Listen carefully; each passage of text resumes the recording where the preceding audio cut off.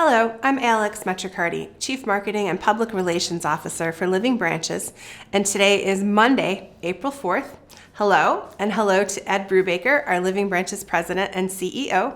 We're here again on a Monday. We're doing things differently. Well, that's right, and I think probably is because last Friday was April the 1st, and we wanted people to take our video messages seriously, so people did try to fool people from time to time that day, but we didn't want to be the ones fooling people.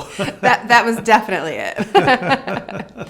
Well, we do have COVID things to talk about today. I thought perhaps we were going to make another episode with no COVID, but our luck has run out. So yesterday, Sunday, we found out that we have a resident in Harmony House who has tested positive for COVID. So far, only the one. I think they're testing everyone else as we speak.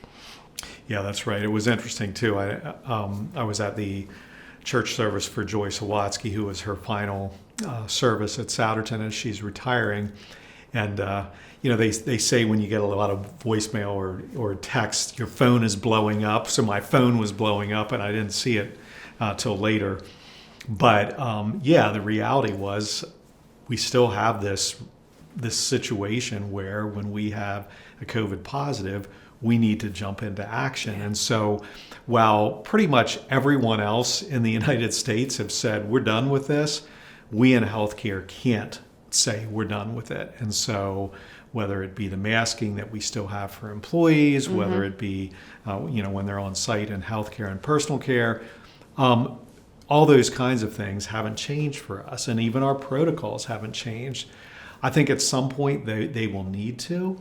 But I think that's sometimes what people don't understand. While it is wonderful that the rates are down, when we do get a case, we need to rip into action, whenever it is. Yesterday, it happened to be Sunday morning, and things need to be done. And if you don't work in healthcare, frankly, you don't understand that, to be honest. Yeah, I think that's very true. So, and as per usual, we will be sharing the results of the testing on our website and emailing to families in Harmony House. So we are continuing to keep everyone up to date, no pun intended, with what's going on there. So, a lot of conversation this week around second booster shots. That was announced for persons over 50. So thoughts about that? Yeah, we have not gotten to the point of pushing that yet, and it's probably something we'll evaluate over the next couple weeks here to see. Certainly the recommendation is there to do it, and for me personally, if we as an organization decide to do it, I'll probably get it just because I think I'm not afraid of the shot. It's really just helping my body learn the antibodies to fight the disease. So I don't see it as being something that is, dangerous to take. So for me personally, I would do it if we come to that place.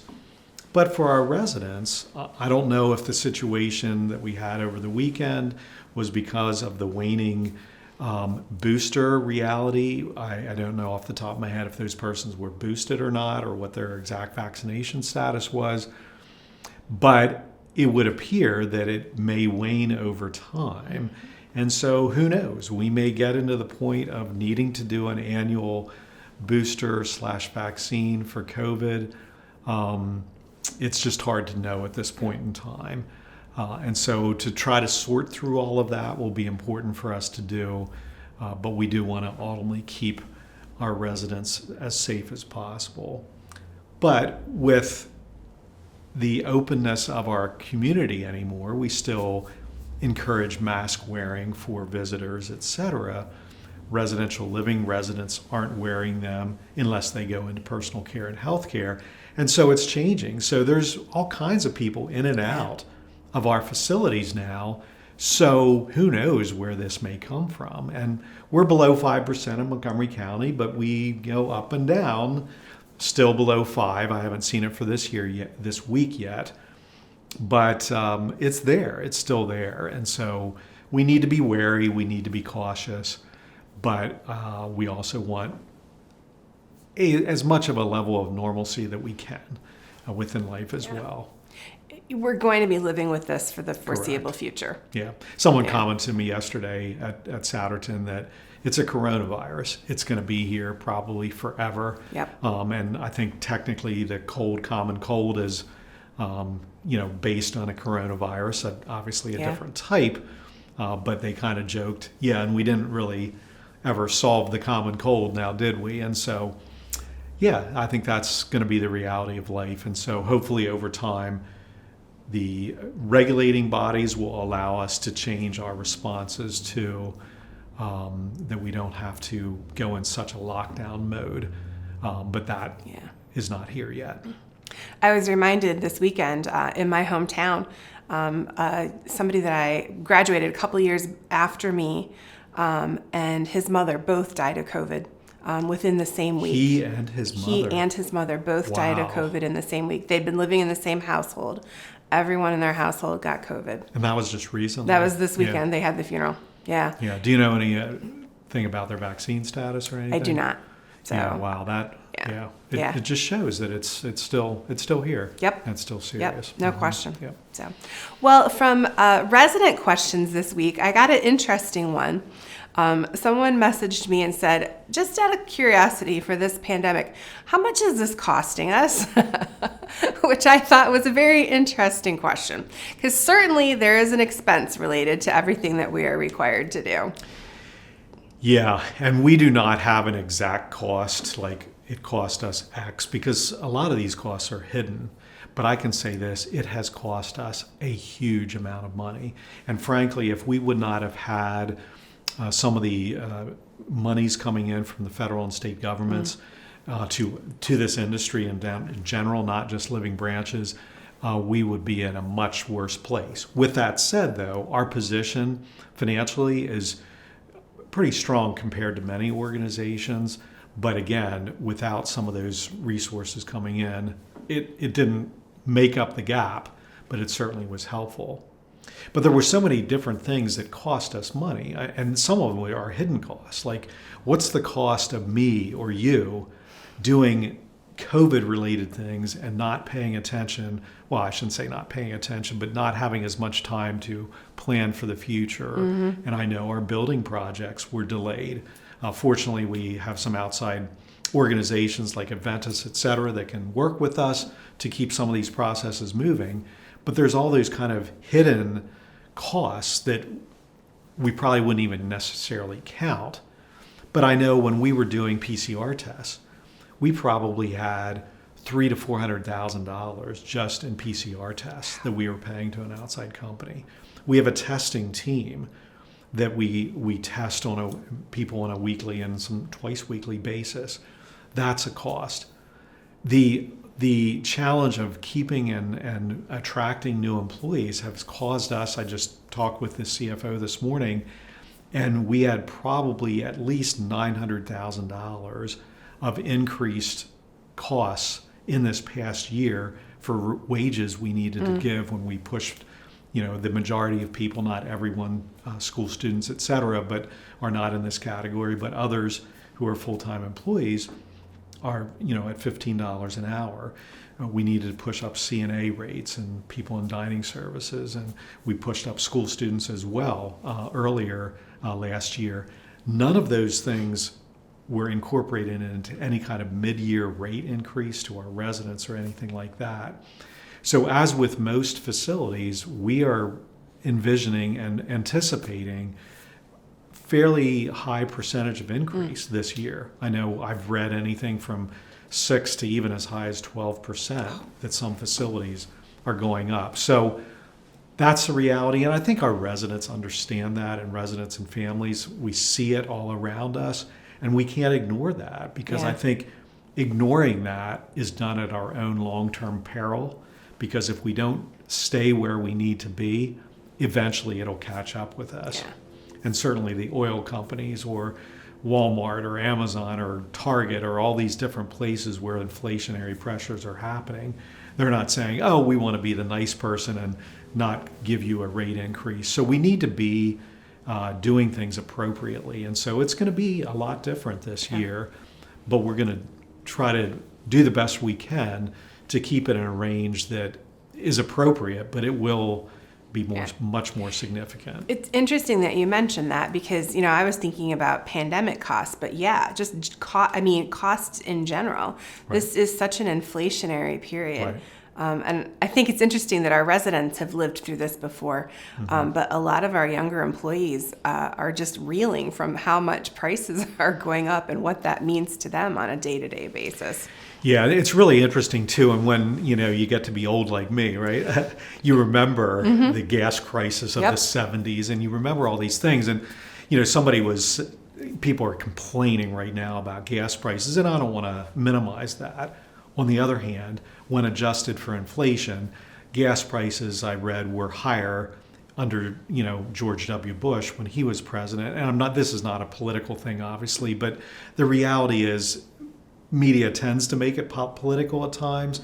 But at the end of the day, you have to adjust for inflation. And so I remember, frankly, years ago, gas prices at least as high as they are now, but that was years ago. So when you adjust for inflation, you need to look at that. Yeah. But you're absolutely right. For people that haven't experienced this before, it's like the world's coming to an end. And so we just need to kind of keep that in mind, and we will get through it. But we also need to make sure that we don't not increase our rates to where they need to be and then jeopardize the long term, because some of these costs that we talked about related to pandemic, we're just never going to make them up. Yeah. This is not about those costs. This is about the current inflationary pressures in food and utilities. I know originally our lawn care was going to go up 29%. I think they settled on like 15% or something. But those are real increases that we're seeing, and so we need to pay attention to that. I would hope this is not going to be something in the long term, but we need to attend to it and make sure that we're being fair, but also making sure that we're not jeopardizing the long term of the organization. So it's a challenging time right now. A lot of different pressures, wage pressures, cost pressures, but we'll get through it, and we'll need to do what we need to do, but we will get through to the other side. Yeah. Well, and this week at Doc Woods, we get to turn our attention to something that's maybe a little bit more fun, at least in the long term.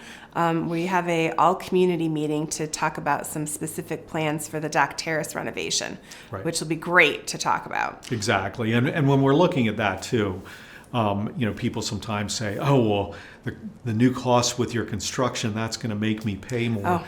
Those are not, our long-term capital costs and increases in depreciation, we look at those things differently than some of our other near-term costs. And so while I understand the question or concern, that is not really what's going to be causing the inflationary pressures right now, even though we will need to borrow dollars. But this has been part of our long-term plan as well. But yeah, it's very exciting to be at this place. Dock Woods comes earlier.